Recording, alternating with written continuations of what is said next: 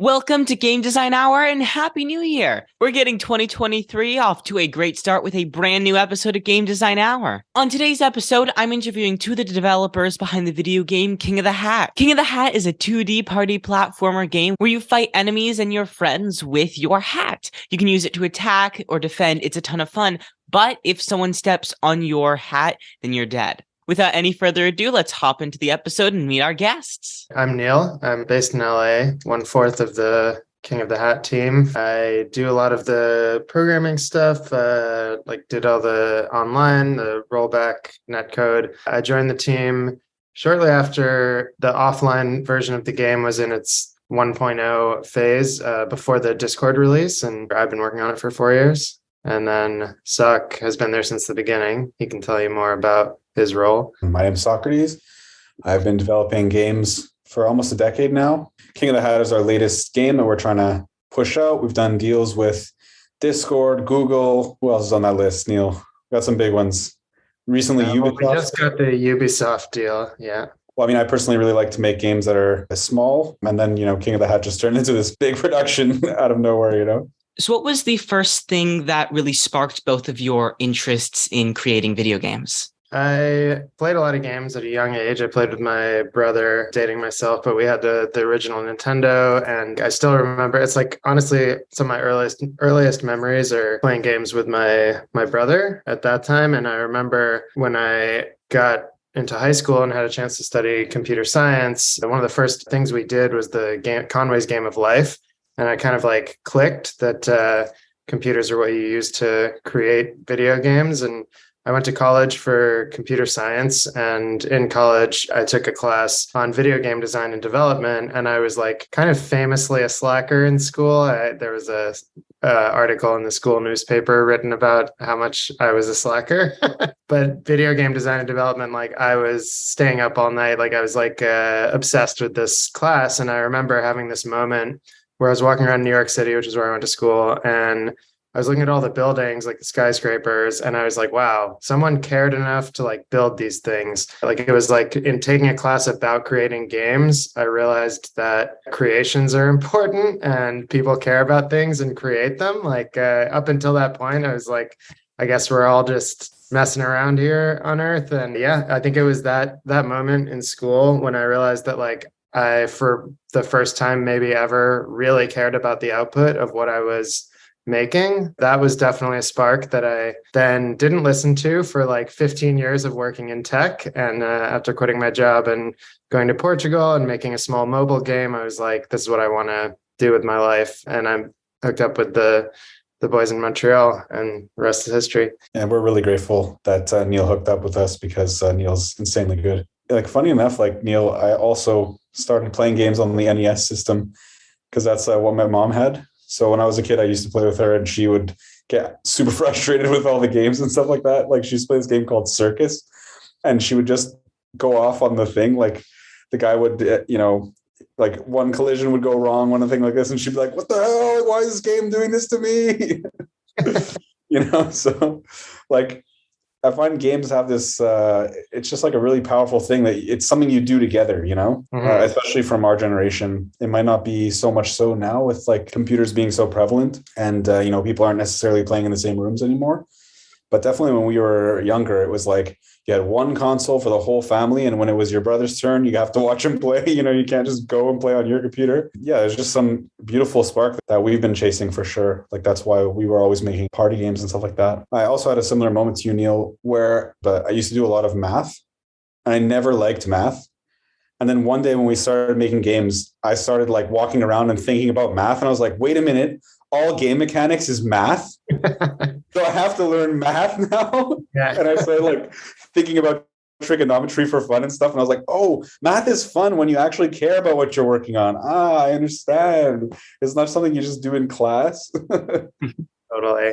King of the Hat has a really unique concept and base idea around the game. How did you first come up with the idea for the game? So for that, we didn't really have a particular idea necessarily. We didn't ever think okay, and the game it's hats and you throw them, and when someone jumps in your hat, you die. It was more of like an iterative process. We had done a game jam where the goal of the game was to jump on the opponent's heads. And at the game jam, there was only like 3 or 4 other games, and it was like the only multiplayer game. So people were all playing together, having such a good time. They're like, oh man, this game's so sick. And we thought, yo, we made like the best game ever. Like this is going to be the next thing.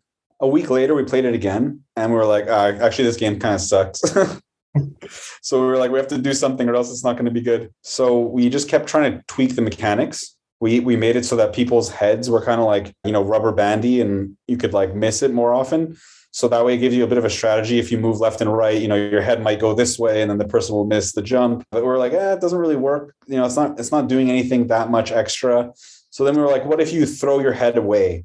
So like the head would just go to the other side of the map and then gives you an opportunity to save yourself. But still it was like, throwing my head is so risky. I don't know if I should do it. And then we did a thing we call 20 ideas, 20 minutes, which is like you come up with 20 ideas in 20 minutes. And one of the ideas was jump on the person's head and he's a robot and it's a self-destruct button and it blows them up. What if they're spacemen and it's like they got a helmet, and when you break the helmet, they suffocate in space. One of them was you have a hat, and when somebody jumps on the hat, you shrivel up and die. And so we're like, okay, so what if it's a hat?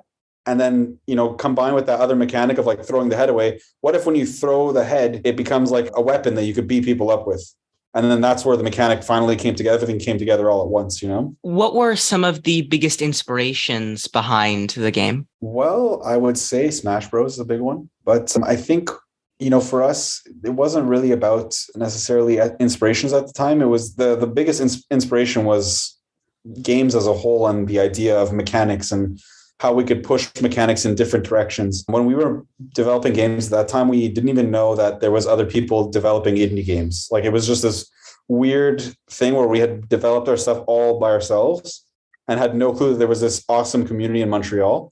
And then at some point we met that community and we were like, wow, these people are actually sick and they're making crazy stuff. And we just wanted to be like one of those people making crazy stuff, After coming up with the first idea of the game and the idea of throwing the hats and stuff, what were the first steps you took towards bringing it more towards the final product that you have? When we had the hat throwing mechanic, that was our final project in school.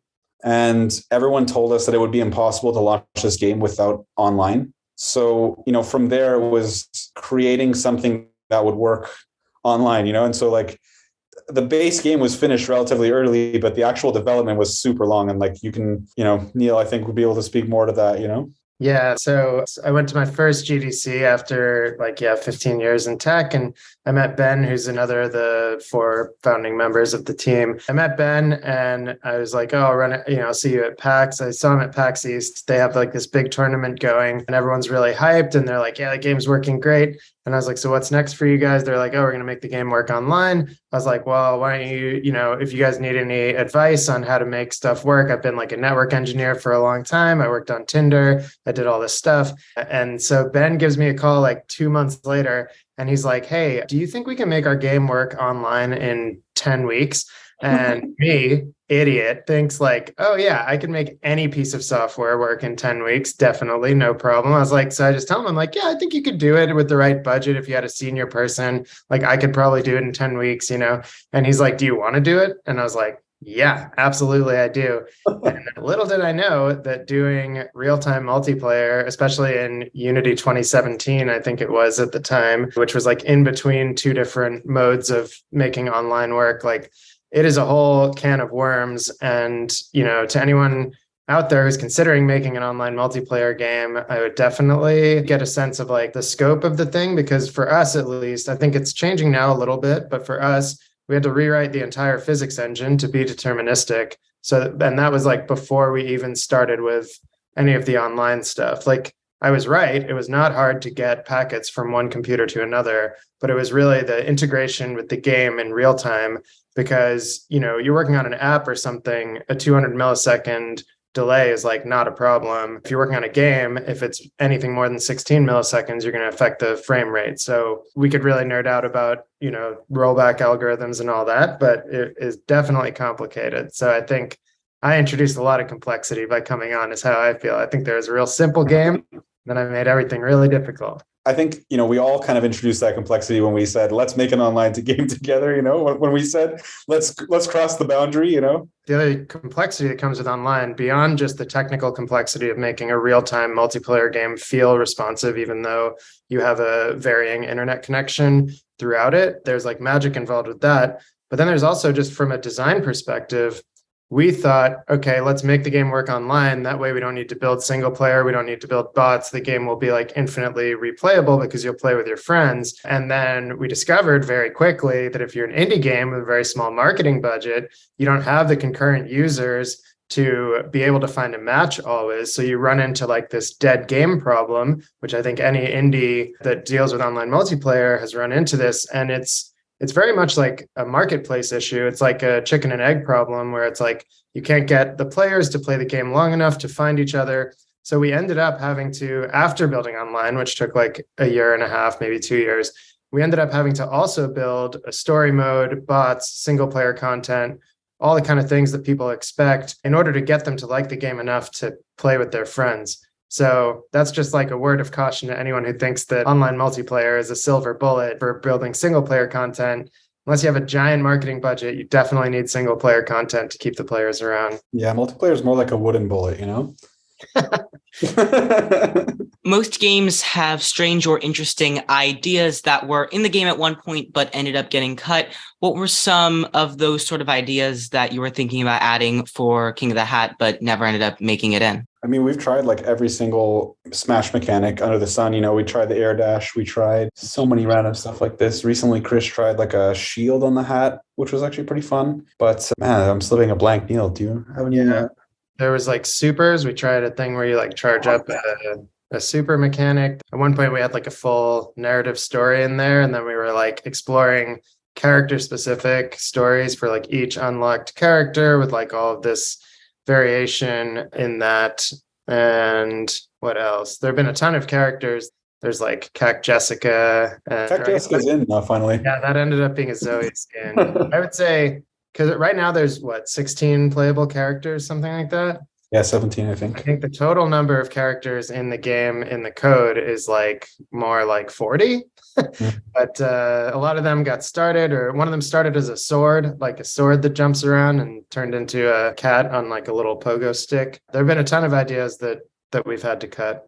And I think cutting is like a huge part of development, Yeah, most of the time it's like the default is cut, because a lot of times something that you think is going to take, a day or 2 days just has so much baggage that comes with it. Like you build the character needs to be balanced. You need to get sound effects. You need to make the art better. And then like the mechanic isn't clear enough. So you have to do some visual effects on it. And then like, the marketing and, it breaks online sometimes. You're not really sure why, like so many different, and then the bots don't work because of that character, because there's this new mechanic that's not accounted for. You talked about cutting more story in the game. Why did you decide to cut that additional story? This was in February or March or something like that. So at one point we have this arcade mode, which is like a single player run through thing. And we had at one point added dialogue for each of the people you fight, but it was like a linear, you fight the same people every time. And so I think one of the issues with shipping that is that people felt like it wasn't replayable enough. So we work in like 2-week sprints. And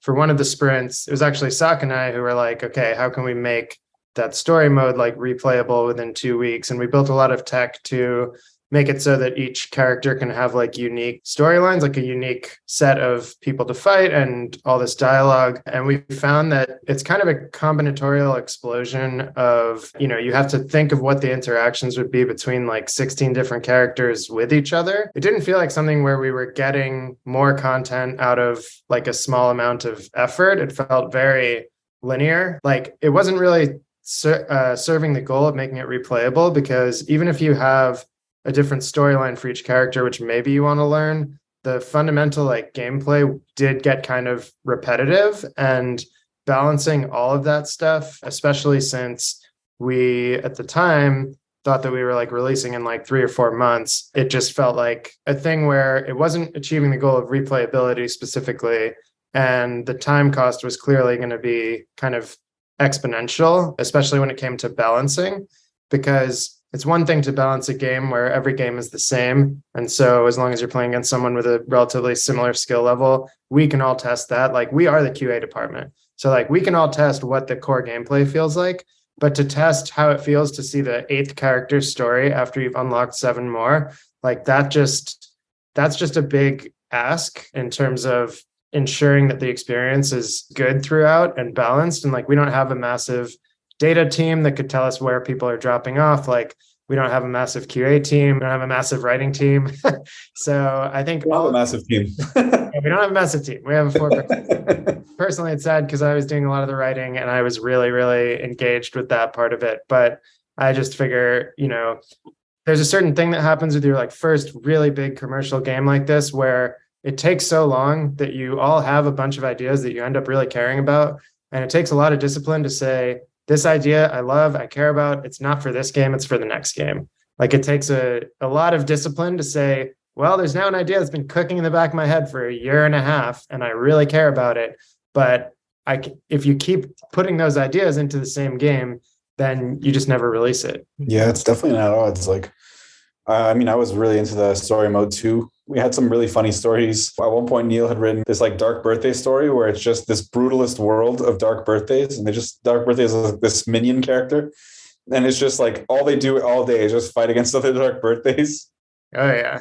And it's just, I was like, I never really thought of what the world of a dark birthday would feel like. Yeah, because the game is very, there's a very kind of like cutesy art style. What I find really fascinating about like the lore of the place is like there's a really dark underbelly to the whole thing. I mean, Fat Cat is like, kind of a critique of late stage capitalism in a way. There's like this whole story of him. All the fights are between cloned souls of the main characters. There's a question of like what happened to the king. So I find it's like actually a really rich soil to potentially like draw lore from, especially with that juxtaposition of like you're playing a cute pixel art game and then you find out that there's some like really deep lore. It was consistent in my mind with you're playing a seemingly very simple 2-button fighting game, and then you find out that there's like competitive players who've been playing this game for 5,000 hours or whatever.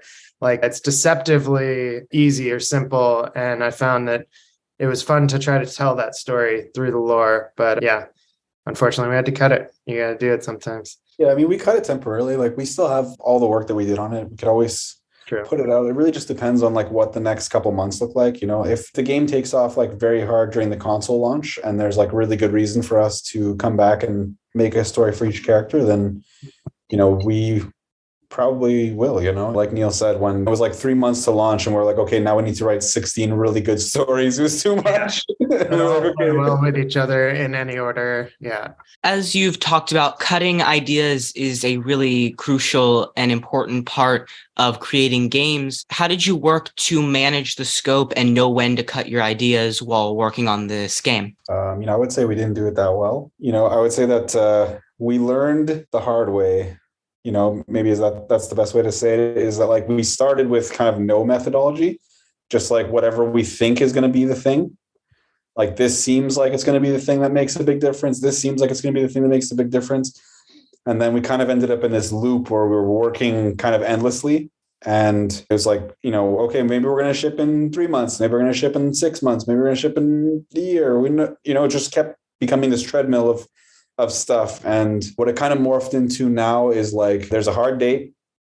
And then we have like, X amount of weeks. And then we rate everything that we want to add to the game into a tier list. So like, let's say we wanted to add stories back in or something like that. We have to rate that against like porting, which is the most important thing we have to finish. We have to rate that against, adding a new character. What's more valuable? New stories, new characters. We have to rate that against potentially translating the game. What's more valuable, translation or building a new character? So everything kind of gets this like tier list that we all decide together as 4 people. And then from there, we just like, that's what we're doing for that month. And if you want to add something into the like rotation of what's going to be done, then you have to really make a good case for it. And you have to say what we're going to do, what we're going to take out of what we're going to do. Because otherwise it's just like when you keep adding more stuff, there's this triangle. I don't know if you've heard of the triangle between quality, scope, and time. But if you increase the scope, then you have to sacrifice either more time, you have to give more time to the project, or you have to sacrifice the quality. And so for us, the whole time we've been developing and pumping up the scope, we inevitably were sacrificing, one of the two in every case, What was your process for playtesting the game, and what important pieces of information did you learn from playtesting the game? I think this team has probably one of the most, it's like extremely focused on playtesting. Like it wasn't like there was a 2-week period where we play tested a lot and then we went back to the lab. We were released on Discord. We were like a first on Discord title when they did their store, and we did like a free week during that time where we got like a few 100,000 downloads, which is a ton of people for an indie game like us. And we had like 10,000 people come through our Discord, and like all of them were giving us feedback. Before that, we had been taking the game around to a lot of different, there's a weekly or a monthly play test at the game like co-working space called Gameplay Space in Montreal that we would do. And then we would go to events like PAX, like any consumer events, those kind of things. And then once the Discord launch happened, since then there have been people playing the game every day. Like our DAO has never been zero. So for the last 2-3 years, we have a whole community. We're very blessed and sometimes cursed to have a whole very active community that is, giving us very clear feedback about what to do. Whenever we develop a new feature, we also will bring in someone from outside, someone who's never seen the game, depending on the feature, maybe someone who doesn't even really play games, like my sister was a playtester of the tutorial, for example. The overall focus on playtesting is kind of at the heart of the development philosophy. And I think Sak could say more about some of the specifics of it feels like the whole game is an adjustment to playtesting, but I think Sak could give you more specifics about adjustments.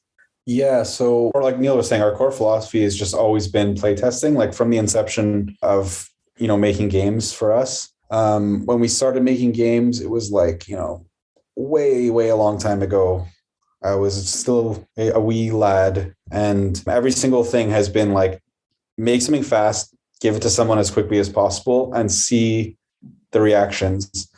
And I remember from, the first couple of projects, it's always I don't know if you want to say slog, but it's always very difficult to get people to play your game because they have to take time out of their day. And they're not sure if they have to pretend to like it, which, we don't really care if they pretend to like it. We just want to see what the reality is. Are they really engaged with it? But, people feel a social pressure when you ask them to play test. I remember that taking a shift from asking people to play to people asking us to play with King of the Hat at some point, and I was oh, wow, that's never happened before. No one's ever asked me to play a game before. That's interesting. And the way that it came about was from just making these micro adjustments. Let's say you watch somebody play and, you see them press the button and then the action happens too slow or it goes the wrong way. And then they're visibly frustrated, why did that happen? And it's about being really, really empathetic to that situation and seeing it, because people won't tell you. They'll have that experience. They'll be frustrated. They'll be mad at the game. And then they'll tell you at the end, yeah, that was really nice. So you have to watch it happen and then be okay, he told me it was nice, but I know that it wasn't, and then making adjustments to those things that you're actually seeing. So we had this long time that we were showing the game at events. Ben comes from a music background, and his intuition was let's just run this like the way you would run a band, let's just take the game to every possible convention and we're just going to do a little tour. And so we had so many opportunities to stand behind people and watch them do all these micro movements, all these micro, expressions and micro reactions to what was happening on screen. And then at the end of the day, we would come back and be oh, did you see that guy earlier who was freaking out about this character? Or did you see this guy earlier who was beating the crap out of everybody with this character? I think that character might be OP. And another thing is kids specifically are the most honest and best playtesters because they don't bullshit. Everything that they're feeling is just going to be on their face. If they think the game is bad, they're just going to be this game sucks. Yeah. And it's so good. You really just want that, We recently tested the story mode extensively, which we hadn't launched. But, as we were testing that, we went from people skipping the text and whatever being bored to people reading the text and laughing. And it's just every time people are reading the text, you just watch them. Did they laugh? Did they skip it? And then, you know exactly what you need to change because you're like, that part sucked. That part was good. You know what I mean? Yeah, I think like abstractly, creating a game is like using a computer to evoke emotions in people. So if you're not checking what there's no way to run an automated test to be like, this is going to evoke an emotion. So I think like one thing I'm really grateful for on this team is like literally everyone on the team has a pretty high degree of like empathy or emotional intelligence or whatever. And so when like I feel like when we're watching a playtest, all of us are like hyper cued into emotional responses. And then we'll talk afterwards about maybe why it happened, what we might be able to do. But it's never, oh, this person was mad, they just didn't get the game. It's like everyone who has an emotional response, like that's like the gold that we're looking for from the playtests. And there's no judgment as to that emotional response. It's just like it is what it is. And that's just kind of data that we can then take along with the actual real, like analytics data and kind of put together a picture of like, okay, are people having a good time? Are they having good emotional reactions? And I think without seeing strangers play your game, you really are never going to know, because your emotional state to the game is like not the same as a regular player's. Is there anything that you wish you would have known before starting work on this project? Yeah, I wish I had known it was going to take like 5 years. I wish I'd known how complex online was and how interesting Unity's garbage collector is. I like that. Interesting. Yeah. And the thing I was saying earlier about the online not being a silver bullet, like realizing that we would have to build all the single player content, because that kind of came, there was just a lot of stuff that came like kind of after we thought we were done in a way. Like we're like, okay, once we get past this next milestone, like once the game is like smooth online, we can launch. And then we like finally get to like a smooth online experience. And then it's like, well, no one's online to play. So looks like we got to build a bunch of stuff so that they can come around. And I think to that point also, like just lining up like the funding correctly, like we were very lucky to get, as Sak mentioned, like this Discord deal, the Stadia deal. But I think now that we know like just how much time it takes to make a game and how much all those resources cost, like we've done a lot of financial analysis at this point. Like I do wish I had that going in and I could say, well, we probably shouldn't even start work on this game until we have X amount in the bank to be able to like comfortably not be in this kind of like survival mode. Because I think some amount of discomfort is good because it forces you to make decisions and stuff. But I think living in a constant like do or die, like everything, this game has to work or otherwise like we're all really screwed. I wish I had known before how important it was to be like fully like sustainably funded. Are there any fun small little details that you've added into the game that you don't really see most players notice but you really like? Yes, so much. There's one detail that I really like, which is that when you jump off the ground, the floor jiggles. It's such a minor thing, but every once in a while somebody will notice and I'll be like, thank you for noticing. That was a couple of weeks of work. What was the biggest challenge that you faced while working on King of the Hat? Building online for sure. Like it evolved. So like the first biggest challenge was building online. And now that online's built, it's like filling the online queues. Yeah, I think the actual, like during the Discord release, when we had all those players coming in, there was like a lot of stuff that was broken and a lot of inbound at the same time. That was definitely a big challenge. We were all working like 18-hour days for like 3 weeks. There was a lot of burnout after that. Yeah. Can fans of the game expect to see new content in the future? Yes. Yes, definitely. Looking back now, is there anything that you wish you could have done differently before the game launched? I guess getting the Steam page up even earlier than we had it up. Like we didn't have the Steam page up for the Discord release, which I think could have led to like a lot more wish lists. Overall, I was pretty happy with the early access launch. We set some targets and stuff. We did reasonably well on hitting those targets. We like learned a ton about like, it was kind of our first go around with a commercial release this size. So I would say like if this was our 5th game we released, it would be like, like really missing the mark here, but I think that for our first one, there was a lot learned and we kind of exercised all the different things you'd want to do for a launch. We had like influencer activations, we had the digital ad spend, like we had like our wish list strategy and activating our organic audience. So I don't know, Sak, is there anything that comes to mind for like? I feel like we did pretty good. I mean, I feel like, a lot of the stuff that happened, we couldn't really change, like the Discord deal. Like they kind of wanted us to build the online in an unrealistic time span. So it's not like we could have said no at that point. We were just like in a situation where we needed to take the shot, And then after that, I guess the thing that I would change is we would have instilled that new sprint system that we have now way earlier. What would be your biggest piece of advice to a newer game dev trying to go and create their first game? So first game, like not commercial, just like first ever building of a game, I would say the advice is do not even try to make it good. Just build something, anything, and make it small and finish. Like with games, I find like especially people who haven't made a game before, their ideas are always massive and sprawling. And it's like my dream, my opus magnum, my number one thing that I've always wanted to build. You should not build that first. You should build like, Flappy Bird, but worse, and then finish it and be like, this is my Flappy Bird, but worse. And now I'm going to build something else, because like to make that opus magnum really requires a lot of skills. And at the beginning, you just don't have those skills. So the focus at the beginning should be building those skills. And in particular, one of the invisible skills that I think is particularly valuable is finding the fun. So focusing on building projects that are fun. I mean, it sounds very like simple, but like you want to be able to put that in someone's hands. They play it for like 10, 15 minutes and they're very engaged. Like you can see it in their face, you see it in their body. They're reacting to all the stuff. They understand when they look at the game, they understand what's going on. So yeah, that's what I would say is the focus for someone who's making their game for the first time.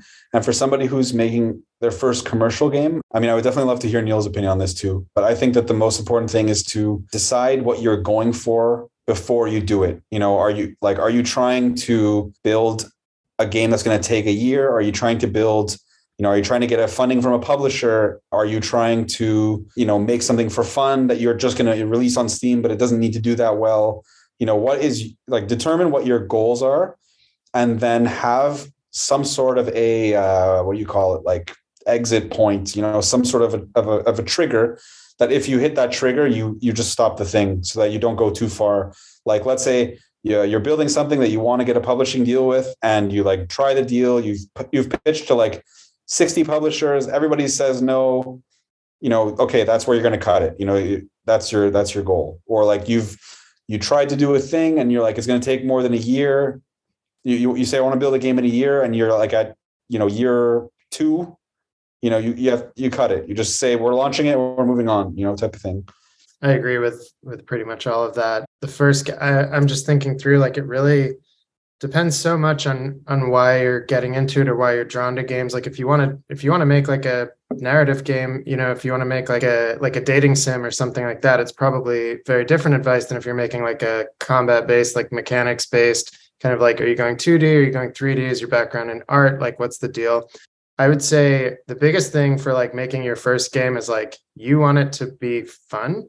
Like not the game itself to be fun, but the process of making the game. Like, I think it depends when in life you get started, honestly, like a lot, it's like, I was saying, like I took a class in college, but then it wasn't until I was like 34 or something like that. And at that point, it's very easy for that inner critic to come in and be like, what are you doing? You're wasting your time. There's going to be a gap between, we talk about this a lot, like a gap between your, the mind of your critic. Like at a certain point, you played a lot of games, you probably have a lot of opinions about what makes a good game. And there's this delta between your ability to create and your taste level. And so the thing that's going to make you really good as a game designer is having great taste. But initially, it's a hindrance because you're putting your first creation up against your taste, which has been formed over, probably decades or at least years of AAA games, lots of like, kind of survivor bias. Like you're playing a lot of the best games out there because there's stuff that never gets to you because it never got funded or it never, whatever. So I think like anything you can do to, and maybe this is kind of specific to me, but like to encourage your kind of inner creative in the face of you knowing that it doesn't match up to your taste level of what you're looking for. And again, to Sock's point, like doing it fast, because I think the easiest thing to do when you see that gap, when you say like, oh, this is not where I want it to be, is to keep working on it. And it's counterintuitive, but like once you ship it out, once you get through the whole process, I think there's learnings that you get from going through the whole process and starting over that you just can't get within the same project. So I think success can look like just output, and whether it's fun, like think of how a little kid creates, right? The output is messy and it's all over the place, but it happens and they're done with it and they don't really judge themselves. And I think taking that sort of attitude in towards it, like there's that anecdote about the pottery class. I forget which school this was in, but there was like a pottery class where half the class was told they were graded based on the weight of the pieces that they brought in. The other half was told to make a masterpiece.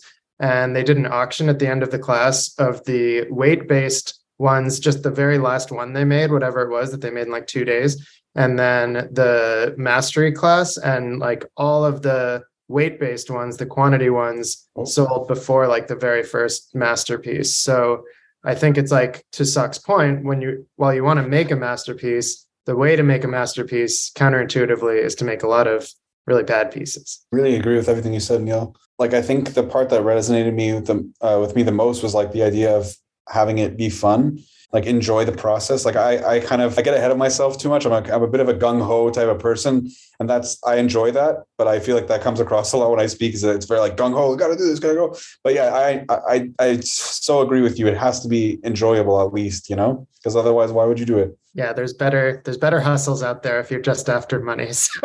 Yeah. Thank you so much for your time. It's been great interviewing both of you. Thank you, Awesome. Miles. Thank you, Miles. This was great. Thank you so much for checking out the episode. I really hope you enjoyed it. If you like the content and want to see more, make sure to follow or subscribe. It's different on every platform. Also, if you want to stay up to date with what's going on with the show, make sure to follow us on Instagram, Twitter, or TikTok at Game Design Hour. Thank you so much for watching, and I hope I can see you next time.